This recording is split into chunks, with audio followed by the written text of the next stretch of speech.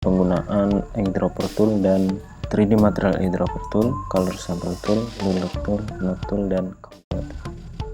Oke, assalamualaikum warahmatullahi wabarakatuh. Balik lagi di channel CB Art Studio bersama saya Edi. Kali ini kita akan membahas tools di Photoshop yang lebih dalam lagi terkait penggunaan eyedropper tool dan 3D material eyedropper tool, color sample tool, ruler tool, node tool, dan comb tool. Jadi kita akan membahas terkait bagaimana fungsi atau cara menggunakan tools tersebut gitu. Nah, ketika kita mendapatkan sebuah gambar dan kita ingin gambar tersebut kita mengetahui warnanya, misalnya kita ingin menerapkan pada sebuah desain kita dapat menggunakan fungsi dari eyedropper tool ini. Nah, salah satu fungsinya atau caranya adalah yang pertama, kita tinggal mencoba mencari gambar. Misalnya ada gambar ini, kita tinggal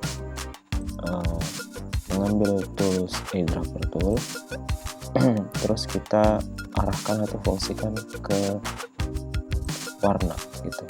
Kita ingin mengambil sampel colornya yang mana gitu. Misalnya kita mengambil ombak sudah jelas putih bercampur dengan kebiru-biruan.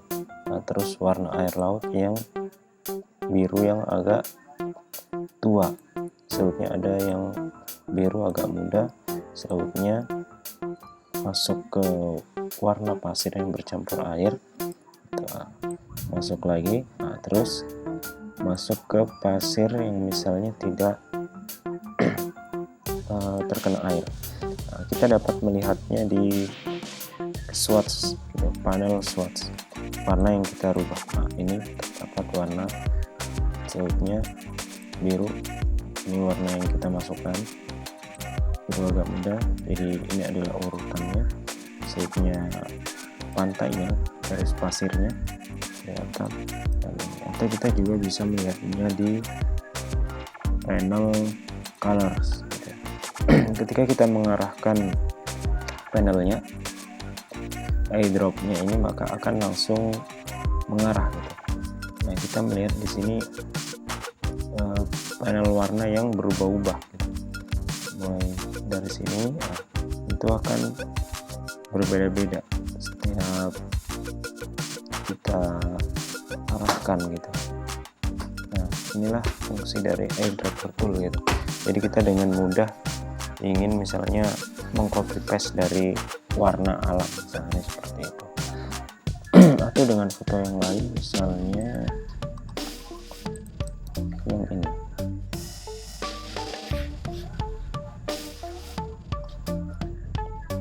Di sini kita masukkan di sini gitu.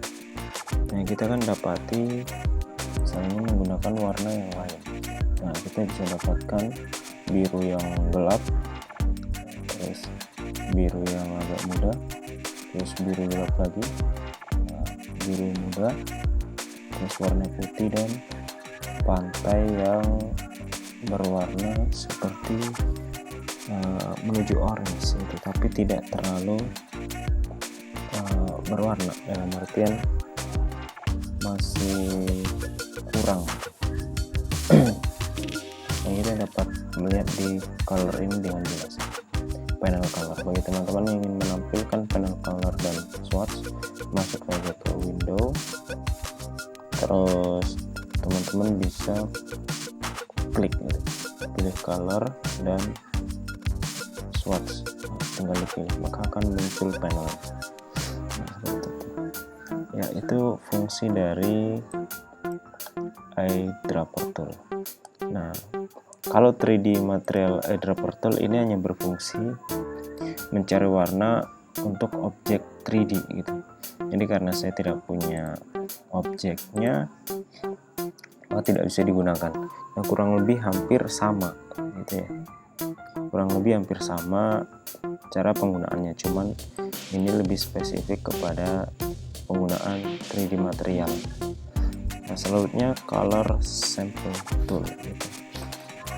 Jadi kita bisa melihat sampel gitu, sampel warna dari color yang sudah kita ambil, misalnya ini.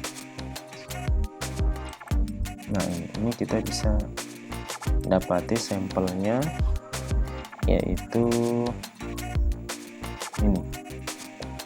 Untuk R-nya 1, G-nya 128, B-nya adalah 137.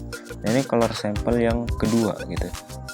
Color sample yang kedua, R-nya 2, selanjutnya G-nya 90, B-nya adalah 102.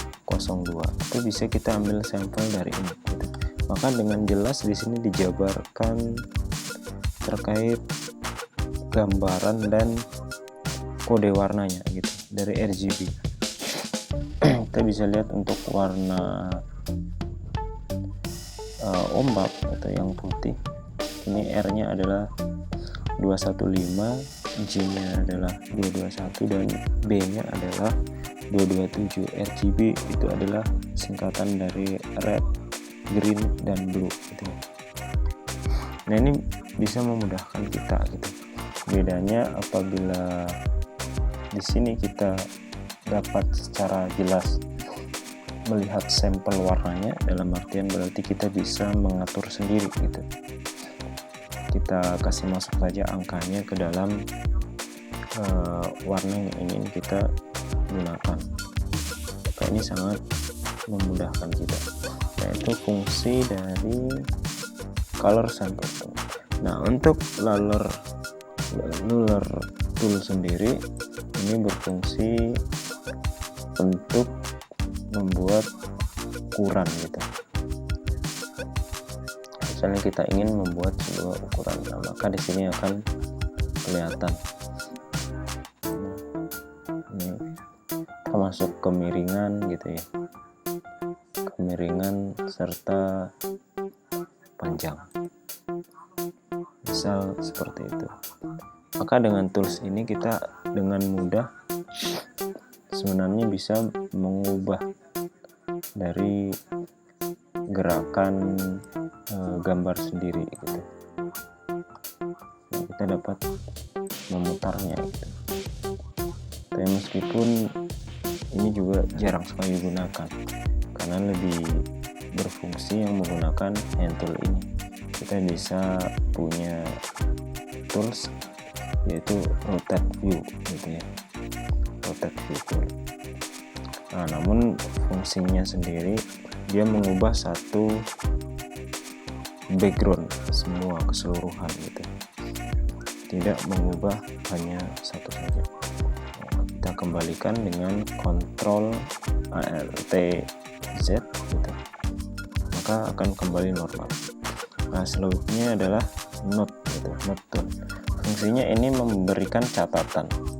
Misalnya kita sudah menandai atau kita membuat sebuah lembar kerja atau warna ini, diberikan catatan, misalnya warna biru 2, maka ini akan menjadi catatan di sini gitu. Dan ini dapat kita pindah-pindahkan. Nah, selanjutnya adalah count tool gitu. Jadi count tool sendiri ini kurang lebih bisa memberikan nilai kepada objek-objek yang kita tandai.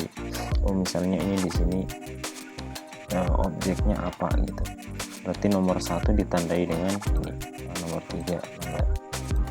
Jadi fungsinya kurang lebih sama seperti itu, dan kita juga bisa bersihkan dengan cara clear langsung gitu. Nah, itulah tadi fungsi-fungsi dari tools eyedropper dan satu lokasi yang ada bersamanya gitu. Jadi kita bisa memanfaatkan atau memfungsikannya itu dengan cepat. Terkadang lebih banyak digunakan itu lebih kepada eyedropper toolnya dan color sample tool. Untuk seperti node, contour, download tool, dan 3D material eyedropper tool itu sangat jarang digunakan. Nah, bila ada yang ingin ditanyakan, silakan bertanya saja di kolom komentar. Kurang lebihnya mohon dimaafkan. kita akhiri. Assalamualaikum warahmatullahi wabarakatuh.